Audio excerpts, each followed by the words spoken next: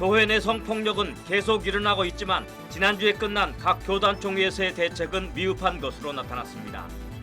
한국기독교장로회는 성폭력 특별법을 제정하는 등 적극 대처에 나서기로 했으나 대다수 교단들은 논의조차 하지 않았습니다. 대부분의 교단은 동성애를 차단하는 정책을 결의했으며 한국기독교장로회는 성소수자 문제에 대해 신학적, 목회적 연구를 이어가기로 했습니다. 총회에서 논의된 동성애 문제를 분석했습니다. 보수와 진보 15개 교단의 중견 목회자들이 설립한 한국기독교목회협의회는 지난 21년 동안 교회의 갱신과 일치를 위해 힘써왔습니다. 오늘 파워 인터뷰에서 한목협 새 대표 회장에 취임한 지형은 목사를 만났습니다. 여러분 안녕하십니까? CBS 뉴스입니다. 교회 내 성폭력은 계속 일어나고 있지만 교단의 대응은 미흡하기만 합니다. 한국기독교장로회는 성폭력 특별법을 제정하는 등 대처에 적극 나서기로 했지만 대다수 교단들은 논의조차 하지 않았습니다. 이순규 기자의 보도입니다. 교회 내 성폭력은 계속 발생하고 있지만 정작 교단 차원의 대책은 여전히 미흡합니다. 올해 총회에서도 한국기독교장로회와 대한예수교장로회 통합총회만 성폭력 대책을 논의했을 뿐 다른 교단에서는 토론조차 이루어지지 않았습니다. 교단과 신학교에서 성폭력 사건이 발생했던 한국기독교장로회는 지난해 부결됐던 교회 내 성폭력 특별법을 제정했습니다. 지난해 총대들은 성폭력은 사회법에서 처벌이 가능한데 굳이 교회에서까지 법을 제정해야 하느냐는 논리로 특별법 제정을 받아들이지 않았습니다. 하지만 올해는 분위기가 달라졌습니다. 지난해 벌어진 한신대 교수의 성폭력 사건으로 인해 교단 내에서도 성폭력 특별법 제정이 필요하다는 인식이 확산됐기 때문입니다. 다만 기장총회는 특별법이 교단 헌법과 충돌하는 부분은 없는지 면밀히 검토한 뒤 수정할 경우 내년 총회에 재상정해 토론 없이 받기로 결정했습니다.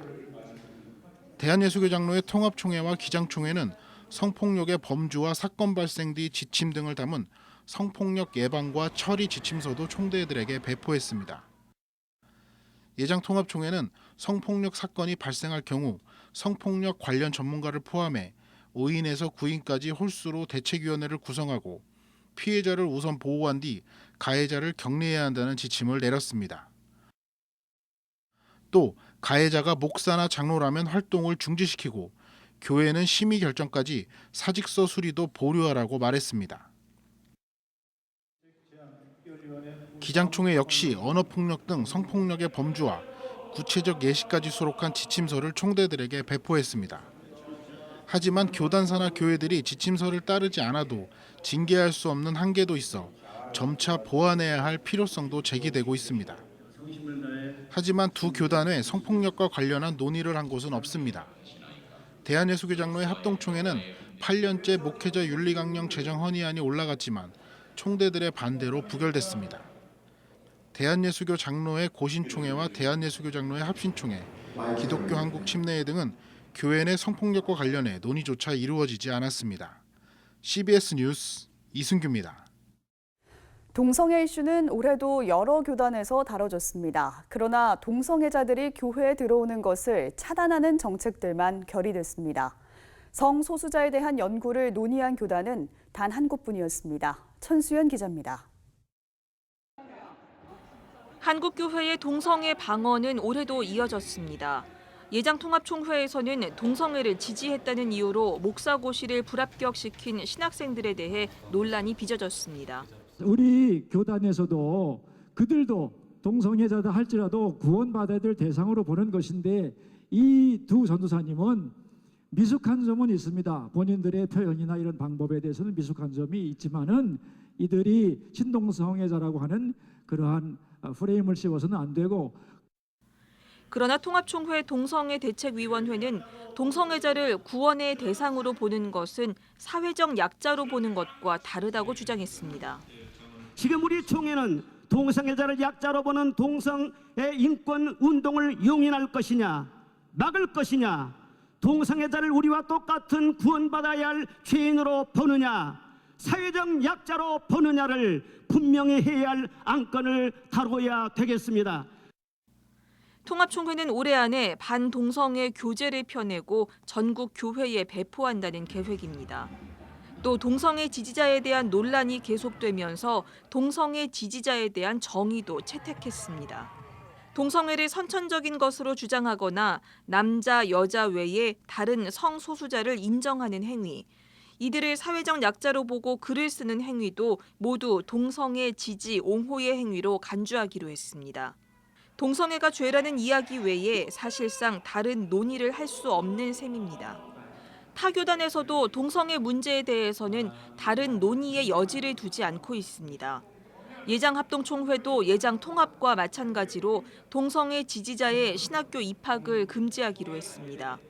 또 대안적 신학교육기관인 기독연구원 느헤미야 김근주 교수가 동성애 동성혼을 옹호하고 있다며 교단 내 강의 등을 금지했습니다. 앞서 예장백석총회에서는 한동대 교목이었던 김대웅 목사가 동성애를 죄라고 하지 않는다며 참여 금지를 결의했습니다. 반면 한국기독교장로회는 지난해 성소수자 연구위원회를 설치하고 신학적 목회적 연구를 보다 깊이 있게 이어나가기로 했습니다. 각 교단의 동성애 결의와 관련해 한국기독교교회협의회 인권센터는 누구도 하나님의 사랑에서 배제될 수 없다며 깊은 우려를 나타내고 교회가 사랑과 환대의 공동체로 회복해 나갈 것을 촉구했습니다. CBS 뉴스 천수연입니다.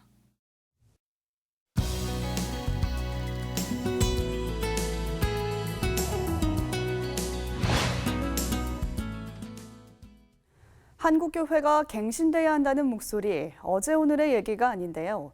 지난 21년 동안 교회 갱신과 일치를 위해 힘써온 한국기독교 목회자협의회가 새 대표회장을 맞았습니다. 오늘 파워 인터뷰에서는 지영은 대표회장을 만나 한국교회 신뢰 회복 방안과 교회 연합운동에 대해 이야기 나눠봤습니다. 조혜진 기자입니다. 한국기독교 목회자협의회 한목협은 1998년 11월 교계의 진보와 보수를 망라해 모인 15개 교단의 중견 목회자들이 한국교회의 일치와 갱신, 섬김을 실천하기 위한 목적으로 시작됐습니다.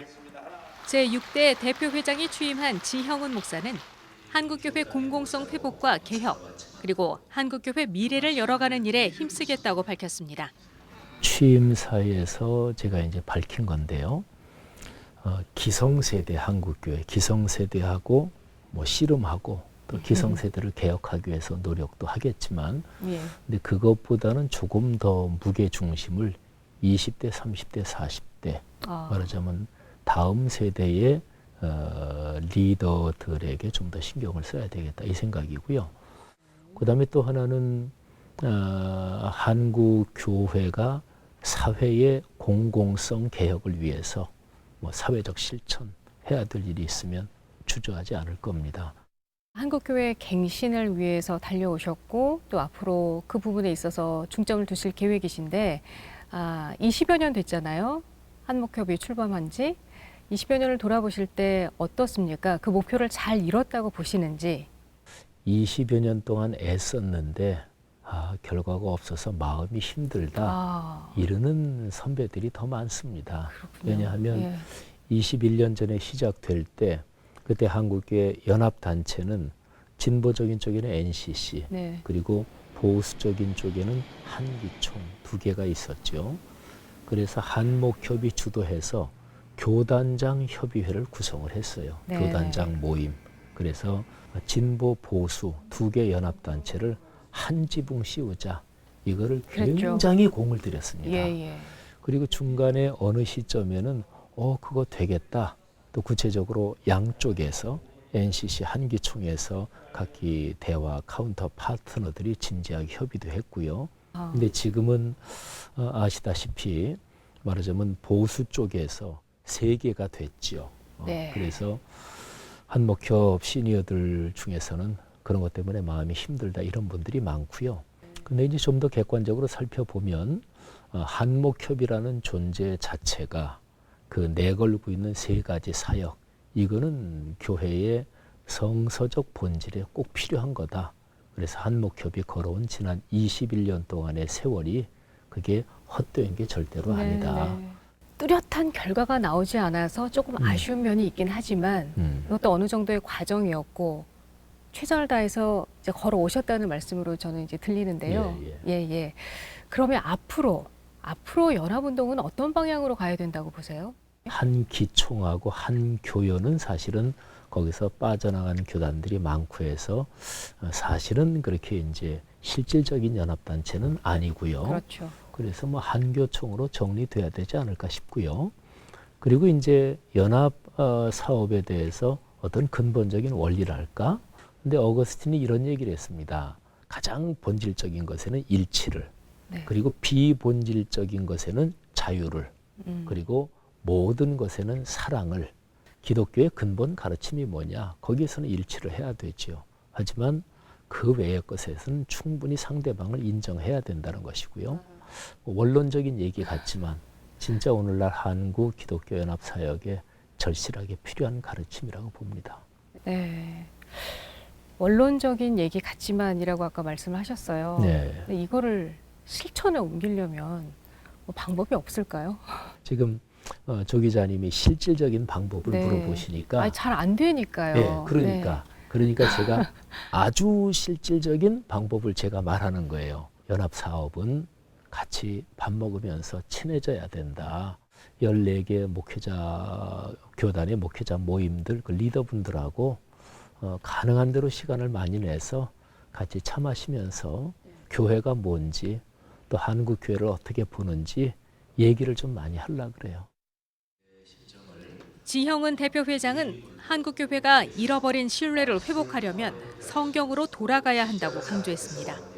그러면서 명성교회 부자 세습을 교단이 사실상 허용한 것에 대해서는 안타깝다는 의견도 밝혔습니다.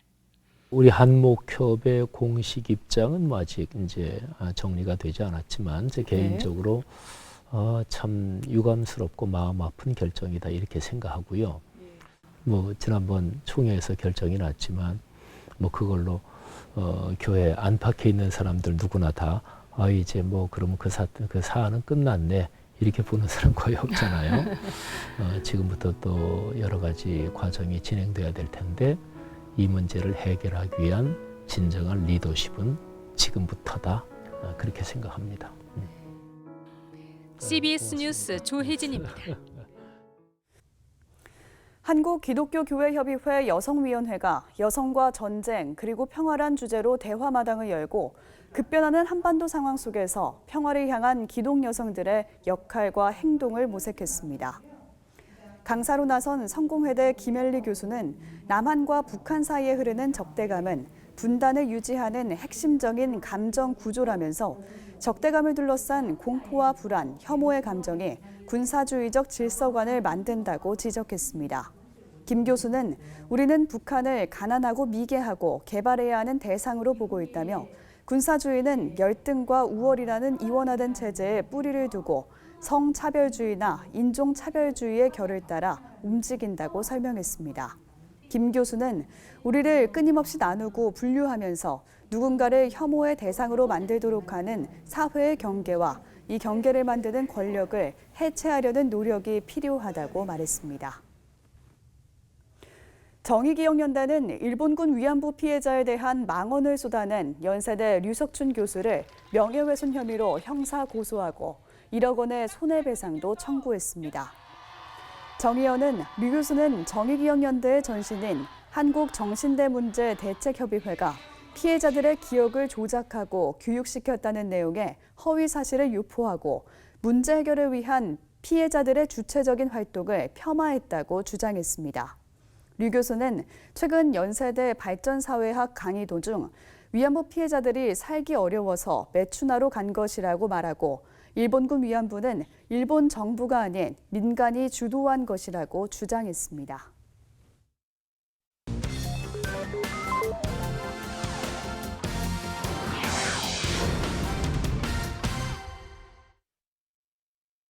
이어서 간추린 지역교계 소식입니다. 대전 CBS와 천안 침례교회가 CBS 조이 포 유 콘서트를 개최했습니다. 한편 비전 스테이션 미니스트리는 예배자 학교를 준비했습니다. 대전 CBS와 천안 침례교회가 가을바람 열린 예배 조이 포 유 콘서트를 개최했습니다. 저희 천안침례교회는 3개월에 한 번씩 전 세대가 어우르는 그런 예배를 드립니다. 그래서 할아버지서부터 아이들까지 다 모여서 열린 예배로 기존 예배 형식을 벗어나서 전 세대가 예배를 드립니다. 공연에는 천안침례교회의 청소년들과 주일학교 어린이들도 참여해 찬양과 율동으로 은혜를 나눴습니다. 비전 스테이션 미니스트리가 예배 부흥과 회복을 위한 예배자 학교를 마련했습니다. 이번 저희 예배자 학교는 주님을 향한 뜨거운 사랑의 예배를 드리고 그리고 정말로 평생을 주님께 예배를 위해서 힘써셨던 분들이 오셔서 그들의 삶을 나누고 그들의 예배를 나누는 시간입니다. 이번 킹덤 예배자 학교에서는 강사 8명을 초청해 본질적인 예배를 추구하는 삶의 간증을 듣고 예배 부흥 방법을 모색합니다. 다음 세대 양육을 위한 교회 교육 컨퍼런스가 군산 드림교회에서 열렸습니다. 경기 북부의 기독교 단체들이 성평등 조례 개정을 촉구하며 집회를 열었습니다.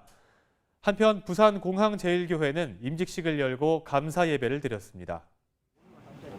다음 세대 양육을 위한 교회 교육 컨퍼런스가 군산 드림교회에서 열렸습니다.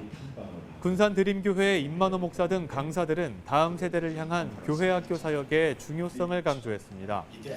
임만호 목사는 하나님의 은혜를 나누며 선한 역사를 함께 도모하길 소망한다고 말했습니다. 경기 북부 기독교 총연합회는 경기도 성평등 조례 개정 촉구 대회를 열어 경기도 성평등 기본조례를 재개정할 것을 촉구했습니다. 참석자들은 경기도의회가 개정한 성평등 기본조례가 동성애자와 트랜스젠더를 옹호하는 내용을 담고 있다고 주장했습니다. 또 성평등 조례 개정을 위한 서명운동에 경기 지역 기독교인들의 참여를 촉구했습니다. 공항제일교회는 임직식과 감사 예배를 드렸습니다. 안용훈 목사는 봉사는 고난에 동참하는 것이라며 그리스도의 사랑으로 주님께서 맡기신 사람들을 잘 돌봐야 한다고 강조했습니다. 이어서 위임 목사 서약과 취임식 등이 진행됐습니다. 내일은 태풍 미탁의 영향으로 전국이 흐리고 비가 오겠습니다. 내일 아침 최저기온은 19도에서 24도, 낮 최고기온은 22도에서 29도로 예상됩니다. 네, 이상으로 뉴스를 마칩니다. 함께해 주신 여러분 고맙습니다.